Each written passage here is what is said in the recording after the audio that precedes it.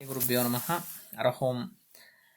2026ನೇ ಇಸ್ವಿಯಲ್ಲಿ first time ಬರ್ತಕ್ಕಂತಹ ಈ ಇಸ್ವಿಯಲ್ಲಿ ಬರ್ತಕ್ಕಂತಹ ಮೊದಲನೇ ಅಮಾವಾಸ್ಯೆ ಅಂದರೆ ಈಗ ನೆಕ್ಸ್ಟ್ ಕರೆಕ್ಟಾಗಿ 18ನೇ ತಾರೀಕಿನ ದಿನ ಭಾನುವಾರ ಅಮಾವಾಸ್ಯೆ ಬರ್ತಾಯಿದೆ. ಆಯ್ತವಾರ ಅಮಾವಾಸ್ಯೆ ಏನಪ್ಪ ಅಂತೇಳಿದ್ರೆ ಈ ಟೈಮಿಂಗ್ಸಲ್ಲಿ ತುಂಬ ಭಾನುವಾರ ಅಮಾವಾಸ್ಯೆ ಬಂದ ದಿನ ಅಹೋರಾತ್ರಿ ಇರುತ್ತೆ.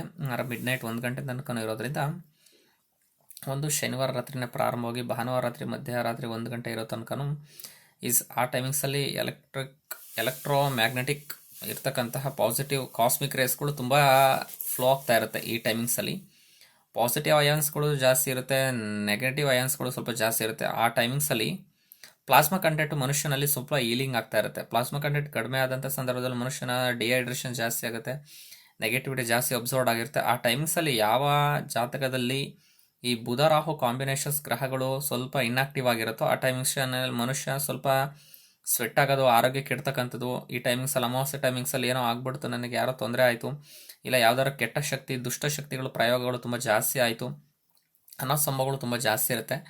ನಾಳೆ ಅಮಾವಾಸ್ಯೆ ಬಂದಿರೋದ್ರಿಂದ ಭಾನುವಾರ ಶಿವನ ಸಾನ್ನಿಧ್ಯಕ್ಕೆ ಹೋಗಿ ತೆರಳಿ ಒಂದು ಸಾಧ್ಯವಾದಷ್ಟು ಒಂದು ತಾಮ್ರದ ತಂಬಿಗೆ ಗೋಧಿನ ತುಂಬಿ ಕೆಂಪು ವಸ್ತ್ರನ ಇಟ್ಬಿಟ್ಟು ಶಿವನ ಸಾನ್ನಿಧ್ಯದಲ್ಲಿ ಕೊಟ್ಟು ಪೂಜೆ ಮಾಡಿಸಿ ಒಂದು ಆರೋಗ್ಯ ವರ್ಧಿಸೋದಕ್ಕೋಸ್ಕರ ನಾಳೆ ಸಾಧ್ಯವಾದರೆ ಈ ತಾಮ್ರದ ತಂಬಿಗೆಯಲ್ಲಿ ನೀರನ್ನು ಹಾಕಿ ತುಳಸಿ ಪತ್ರೆನ ಹಾಕ್ಬಿಟ್ಟು ಒಂದು ಏನು ಮಾಡಿ ಪ್ರೋಕ್ಷಣೆ ಮಾಡಿ ಸ್ವಲ್ಪ ಮೈ ಮೇಲೆಲ್ಲ ಸ್ವಲ್ಪ ಪ್ರೋಕ್ಷಣೆ ಮಾಡಿಕೊಂಡು ಅದನ್ನು ಸಂಜೆ ಮಿನಿಮಮ್ ಸೂರ್ಯ ಅಸ್ತಂಗತನಾಗುವ ಸಮಯದಲ್ಲಿ ಆ ನೀರನ್ನು ಸೇವನೆ ಮಾಡೋದ್ರಿಂದ ಒಂದು ಪ್ಲಾಸ್ಮಾ ಕಂಟೆಂಟ್ ಜಾಸ್ತಿ ಆಗ್ತಾ ಹೋಗುತ್ತೆ. ನೀರಿನ ಅಂಶ ಜಲತತ್ವ ಜಾಸ್ತಿ ಆದಂಥ ಸಂದರ್ಭದಲ್ಲಿ ಮನುಷ್ಯನಿಗೆ ಬಾಡಿ ಡಿಹೈಡ್ರೇಷನ್ ಆಗಲ್ಲ, ಆರೋಗ್ಯ ವರ್ಧಿಸ್ತಾ ಹೋಗುತ್ತೆ. ಆಗ ಬುಧ ಇನ್ಆಕ್ಟಿವ್ ಆಗಿದ್ರೂ ಬುಧ ಗ್ರಹ ಆಕ್ಟಿವೇಟ್ ಆಗ್ತಾ ಹೋಗುತ್ತೆ. ತುಳಸಿ ದಳ ಯಾವಾಗ ನೀರಿನೊಳಗಡೆ ಬಿದ್ದು ಆ ಸಮಯದಲ್ಲಿ ಈ ಸೇವನೆ ಮಾಡ್ತಿರೋ ಆಹಾರ ಪದ್ಧತಿಯಲ್ಲಿ ಬದಲಾವಣೆ ಕಂಡಂಥ ಸಂದರ್ಭದಲ್ಲಿ ಆಟೋಮೆಟಿಕಲಿ ಡಿಹೈಡ್ರೇಷನ್ ಆಗಿರೋ ಬಾಡಿ ತನ್ನ ರೆಸಿಸ್ಟಿವಿಟಿನ ಜಾಸ್ತಿ ಮಾಡ್ಕೊತ ಹೋಗುತ್ತೆ. ಅದೇ ಕಾರಣದಿಂದ ಅಮಾವಾಸ್ಯೆ ಪೌರ್ಣಮಿ ಬಂದಾಗೆಲ್ಲ ಮನುಷ್ಯನಿಗೆ ನೆಗೆಟಿವ್ ಅಯಾನ್ಸ್ಗಳು ಸ್ವಲ್ಪ ಪ್ರಾಬ್ಲಮ್ ಮಾಡಿ ಆ ಟೈಮಿಂಗ್ಸಲ್ಲಿ ಮನುಷ್ಯನಿಗೆ ಸ್ವಲ್ಪ ಆರೋಗ್ಯನ ಕೆಡಿಸ್ತಕ್ಕಂಥ ಸಂಭವಗಳು ಜಾಸ್ತಿ ಆಗುತ್ತೆ.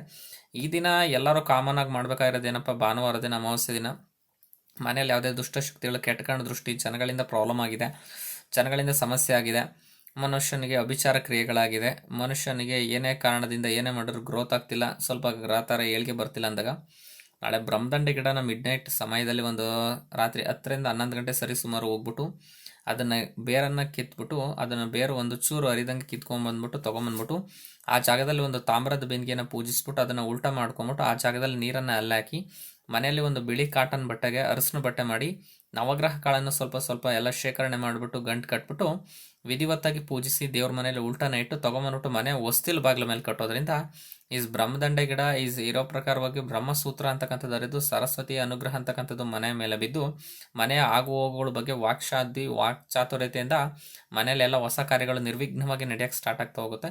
ತೊಗೊಂಬಂದು ಮನೆಯಲ್ಲಿ ಆದಷ್ಟು ಅದನ್ನು ಫಾಲೋ ಅಪ್ ಮಾಡಿ ಓಕೆ ಆಗುತ್ತೆ. ಏನೋ ನಾಳೆ ವಿಶೇಷ ದಿನ ಅಂತ ಹೇಳಿದ್ರೆ ನಾಳೆ ಪೂರ್ವಾಷಾಢ ಮತ್ತು ನಿತ್ಯ ನಕ್ಷತ್ರ ಪೂರ್ವಾಷಾಢ ಇದೆ, ಮತ್ತು ಉತ್ತರಾಷಾಢ ನಕ್ಷತ್ರ ಎರಡೂ ಓಕೆ ಆಗುತ್ತೆ. ಒಂದು ಶುಕ್ರ ಮತ್ತು ರವಿ ಕಾಂಬಿನೇಷನ್ಸಲ್ಲಿ ಬರ್ತಕ್ಕಂಥ ಗ್ರಹ ಅಧಿಪತಿಗಳಾಗ್ತಾರೆ. ಶುಕ್ರ ದೈತ್ಯಗುರು ಮತ್ತು ರಾಕ್ಷಸರಿಗೂ ರಾಜಸಗುರು ಎರಡು ಒಟ್ಟಿಗೆ ಇರುತ್ತೆ. ಒಳ್ಳೇದು ಮಾಡೋರಿಗೆ ಒಳ್ಳೇದಿರುತ್ತೆ, ಕೆಟ್ಟದ್ದು ಮಾಡೋರಿಗೆ ಕೆಟ್ಟದ್ದು ಇರುತ್ತೆ. ಒಳ್ಳೇದು ಕೆಟ್ಟದ್ದು ಎರಡು ಹೊಟ್ಟೆ ಸರಿ ಸುಮಾರಲ್ಲಿ ನಡೀತಿರೋದ್ರಿಂದ ಆದಷ್ಟು ಎಲ್ಲ ಫ್ಲೋಗಳು ಒಳ್ಳೆಯದನ್ನು ಮಾಡೋದನ್ನು ಬಳಸ್ತಾ ಹೋಗಿ. ಯಾವುದೇ ಕರ್ಮಗಳು ಸೇರಿಸ್ದಟ್ಟು ಏನೂ ತೊಂದರೆ ಆಗಲ್ಲ, ಮಾಡ್ಕೊಳ್ಳಿ. ಧನ್ಯವಾದ. ಸಕಲ ಸನ್ಮಂಗಳಾನಿ ಭವಂತು.